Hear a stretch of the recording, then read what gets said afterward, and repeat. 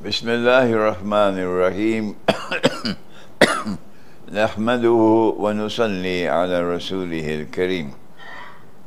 Israel সম্প্রতি ইরানের ওপর একটি দুঃসাহসী এবং উস্কানিমূলক হামলা চালিয়েছে। এই হামলাটি সবার চোখের সামনেই করা হয়েছে। তারা ইরানের মিসাইল তৈরির কারখানা, পারমাণবিক কেন্দ্র এবং অন্যান্য সামরিক স্থাপনায় আক্রমণ করেছে। এছাড়াও তারা ইরানের কয়েকজন শীর্ষ সামরিক কর্মকর্তাকেও হত্যা করেছে, যেমন ইরানের ইসলামিক রেভলিউশনারি গার্ড কোরের কমান্ডার, সশস্ত্র বাহিনীর প্রধান, একজন জেনারেল এবং আরও কয়েকজন সিনিয়র কর্মকর্তা। এর পাশাপাশি 7 জন সিনিয়র পারমাণবিক বিজ্ঞানীকেও হত্যা করা হয়েছে। এই ঘটনার মাধ্যমে ইসরায়েল, ইরান, ট্রাম্পের আমেরিকা এবং রাশিয়া, চীন, ইউরোপীয় ইউনিয়ন ও মুসলিম বিশ্বসহ বাকি সবাইকে একটি স্পষ্ট বার্তা দিয়েছে। বার্তাটি হল, ইসরায়েল কোনো আইন মানে না, এমনকি জাতিসংঘের আইনও না। ইসরায়েল শুধু নিজের নিয়মেই চলে। এর মানে হল, বিশ্বকে এখন বুঝতে হবে যে প্যাচ জুডাইকা বা ইহুদি শাসনের যুগ শুরু হয়েছে। এর ফলে ইসরায়েল এখন এমন একটি দেশের মতো আচরণ করবে, বিশ্বের শাসক হিসেবে আমেরিকাকে সরিয়ে তার জায়গা নিজে, ঠিক যেমনভাবে আমেরিকা একসময় ব্রিটেনকে সরিয়ে বিশ্বের শাসক হয়েছিল।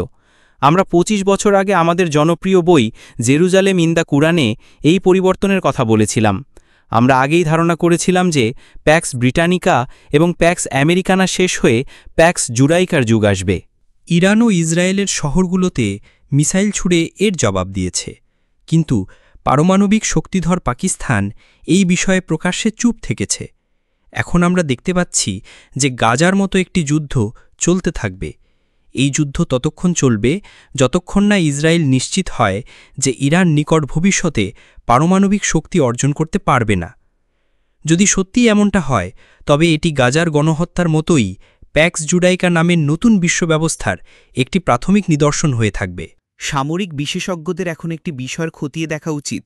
সম্প্রতি কাশ্মীরে একটি সন্ত্রাসী হামলা হয়েছিল, যার প্রতিক্রিয়ায় ভারত পাকিস্তানের ওপর একটি অন্যায্য সামরিক আক্রমণ চালায়। এই ঘটনার সাথে ইরানের ওপর ইসরায়েলের সাম্প্রতিক উস্কানিমূলক ও অন্যায্য হামলার কোনো সংযোগ আছে কিনা? এটা কি সম্ভব যে ভারত ও পাকিস্তানের মধ্যে যুদ্ধ লাগানোর উদ্দেশ্য ছিল পাকিস্তানের সামরিক শক্তি পরীক্ষা করা, বা যাতে তারা ইসরায়েলের আক্রমণ থেকে ইরানকে সাহায্য করতে না পারে সেজন্য তাদের সমরাস্ত্র কমানো?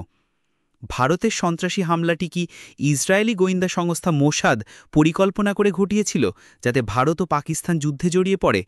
যদি তাই হয়, তবে এটি আরও একটি প্রমাণ দেবে যে প্যাক্স জুডাইকার নতুন বিশ্ব ব্যবস্থায় মোদির হিন্দুত্ববাদী ভারত ইহুদি রাষ্ট্র ইসরায়েলের কৌশলগত মিত্র হিসাবে কাজ করবে।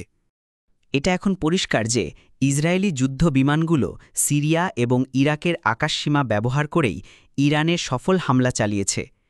যদি সিরিয়া এবং ইরাককে আগে থেকে প্রস্তুত না করা হতো, তবে এটা সম্ভব ছিল না। এখন বিশ্ব আরও ভালোভাবে বুঝতে পারছে কেন ইসরায়েল একটি ভুয়া জিহাদ ব্যবহার করে আসাদ সরকারকে ক্ষমতা থেকে সরিয়েছিল। এর উদ্দেশ্য ছিল সিরিয়ার আকাশ প্রতিরক্ষা ব্যবস্থা ধ্বংস করা এবং ইরানের উপর হামলা চালানোর জন্য ইসরায়েলি বিমানবাহিনীর জন্য পথ পরিষ্কার করা।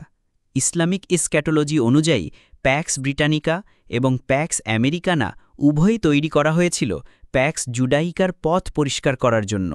তাই এখন বিশ্ব এমন একটি ভবিষ্যৎ দেখতে চলেছে যেখানে জেরুজালেম বিশ্বকে নেতৃত্ব দেবে, আর ওয়াশিংটন, লন্ডন এবং ইউরোপীয় ইউনিয়ন শুধু জেরুজালেমের নির্দেশই মেনে চলবে। এখন অনেকগুলো জরুরি প্রশ্ন সামনে এসেছে, যেগুলোর উত্তর দেওয়া প্রয়োজন। প্যাক্স জুডাইকার যুগে জাতিসংঘ কি টিকে থাকতে পারবে? আমেরিকার ডলার এবং IMFের ভবিষ্যৎ কি? প্যাক্স জুডাইকার এই উত্থান ইরানের জন্য দীর্ঘমেয়াদে কি প্রভাব ফেলবে? আমরা এখানে শুধু শেষ প্রশ্নটির একটি সংক্ষিপ্ত উত্তর দেওয়ার চেষ্টা করব। এটা অস্বীকার করার কোনো উপায় নেই যে পারমাণবিক শক্তি শত্রুর আক্রমণ থেকে রক্ষা করার জন্য একটি কার্যকর প্রতিরোধক হিসাবে কাজ করে। যদি ইরানের কাছে পারমাণবিক অস্ত্র থাকত, তাহলে যুদ্ধবাজ ইসরায়েল এভাবে আক্রমণ করার সাহস পেত না। রাশিয়ার কাছে পারমাণবিক শক্তি আছে বলেই আমেরিকা ভেনেজুয়েলায় হস্তক্ষেপ করতে সাহস পায়নি, না হলে অনেক আগেই সেখানে সরকার পরিবর্তন হয়ে যেত। ইরানের ধর্মীয় নেতারা সবসময় বলে এসেছেন যে পারমাণবিক অস্ত্র তৈরি করা এবং ব্যবহার করা ইসলামে হারাম বা নিষিদ্ধ। এই মতের পক্ষে অনেক নৈতিক যুক্তিও আছে, কিন্তু পবিত্র কোরআনে বলা হয়েছে শত্রুকে ভয় দেখানোর মতো শক্তি অর্জন করতে হবে। সূরা আনফাল আয়াত 60।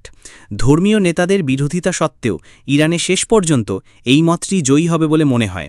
বিশ্ব হয়তো একসময় দেখবে যে ইরান পারমাণবিক অস্ত্রবিস্তার রোধ চুক্তি বা নিউক্লিয়ার নন প্রলিফারেশন ট্রিটি থেকে বেগে গেছে। তারা রাশিয়ার সাথে এমন একটি সামরিক জোট তৈরি করবে যা তাদের পারমাণবিক শক্তি অর্জনে সাহায্য করবে। এর আগেও অনেক দেশ নিজেদের অস্তিত্ব রক্ষার জন্য এই পথ বেছে নিয়েছে। সোভিয়েত ইউনিয়ন, উত্তর কোরিয়া এবং পাকিস্তানও একই বিপদের মুখে পড়ে পারমাণবিক অস্ত্র তৈরি করেছিল। রাশিয়া গাজায় ইসরায়েলের গণহত্যার নিন্দা করেছিল, এখন ইরানের উপর হামলারও নিন্দা করেছে। এ থেকে বোঝা যায় যে রাশিয়া প্যাক্স জুডাইকা মেনে নেবে না। তাহলে রাশিয়ার সাহায্যে ইরান কেন পারমাণবিক শক্তিধর হতে পারবে না? রাশিয়া ও ইরান এখন একে অপরের কৌশলগত মিত্র। যেহেতু ওয়াশিংটন এবং ইউরোপীয় ইউনিয়ন ইউক্রেনের রাশিয়াকে হারাতে পারেনি, তাই ইসরায়েলের জন্য একমাত্র পথ খোলা থাকবে স্যামসন অপশন।